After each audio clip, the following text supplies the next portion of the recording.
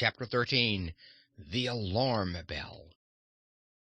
Glinda the Good, in her palace in the Quadling country, had many things to occupy her mind, for not only did she look after the weaving and embroidery of her bevy of maids, and assist all those who came to her to implore her help, beasts and birds as well as people, but she was a close student of the arts of sorcery, and spent much time in her magical laboratory, where she strove to find a remedy for every evil and to perfect her skill in magic. Nevertheless, she did not forget to look in the Great Book of Records each day to see if any mention was made of the visit of Ozma and Dorothy to the enchanted Mountain of the Flatheads and the Magic Isle of the Skeezers.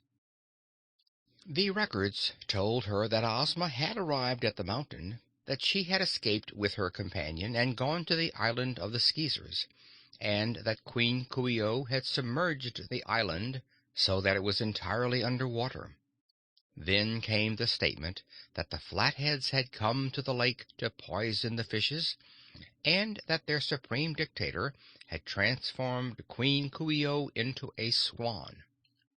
No other details were given in the Great Book, and so Glinda did not know that since Coo ee oh had forgotten her magic, none of the Skeezers knew how to raise the island to the surface again. So Glinda was not worried about Ozma and Dorothy until one morning, while she sat with her maids, there came a sudden clang of the great alarm bell.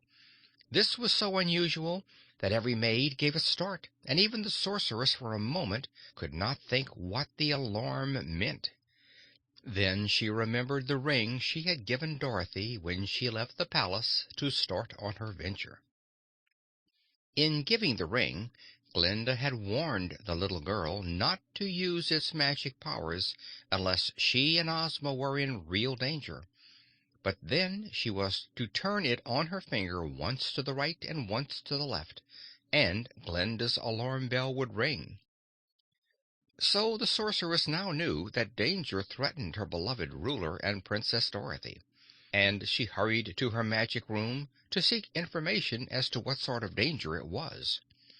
The answer to her question was not very satisfactory, for it was only, "Ozma and Dorothy are prisoners in the great dome of the Isle of the Skeezers, and the dome is under the water of the lake." "Hasn't Ozma the power to raise the island to the surface?" inquired Glinda. "No," was the reply, and the record refused to say more, except that Queen Coo ee oh, who alone could command the island to rise, had been transformed by the Flathead Su dic into a diamond swan. Then Glinda consulted the past records of the Skeezers in the Great Book. After diligent search, she discovered that Coo ee oh was a powerful sorceress who had gained most of her power by treacherously transforming the adepts of magic who were visiting her into three fishes, gold, silver, and bronze, after which she had them cast into the lake. Glinda reflected earnestly on this information, and decided that someone must go to Ozma's assistance. While there was no great need of haste, because Ozma and Dorothy could live in a submerged dome a long time, it was evident they could not get out until someone was able to raise the island. The sorceress looked through all her recipes and books of sorcery, but could find no magic that would raise a sunken island. Such a thing had never before been required in sorcery. Then Glinda made a little island covered by a glass dome, and sunk it in a pond near her castle, and experimented in magical ways to bring it to the surface. She made several such experiments, but all were failures. It seemed a simple thing to do, yet she could not do it. Nevertheless, the wise sorceress did not despair of finding a way to liberate her friends. Finally, she concluded that the best thing to do was to go to the Skeezer country and examine the lake. While there, she was more likely to discover a solution to the problem that bothered her, and to work out a plan for the rescue of Ozma and Dorothy.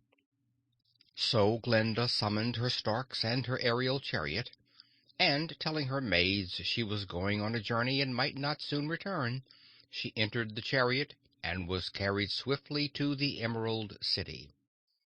In Princess Ozma's palace, the Scarecrow was now acting as ruler of the Land of Oz. There wasn't much for him to do because all the affairs of state moved so smoothly, but he was there in case anything unforeseen should happen.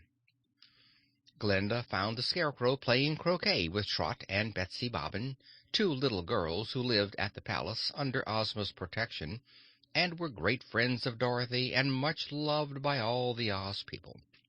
"Something's happened!" cried Trot, as the chariot of the sorceress descended near them. "Glinda never comes here 'cept something's gone wrong." "I hope no harm has come to Ozma or Dorothy," said Betsy anxiously, as the lovely sorceress stepped down from her chariot. Glinda approached the Scarecrow and told him of the dilemma of Ozma and Dorothy, and she added, "We must save them somehow, Scarecrow."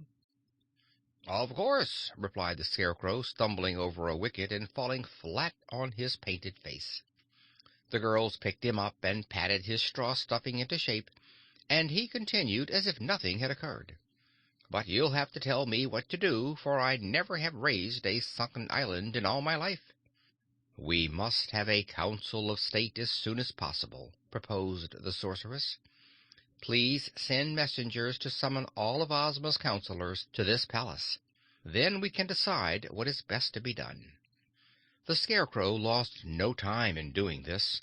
Fortunately, most of the royal counselors were in the Emerald City or near to it, so they all met in the throne room of the palace that same evening.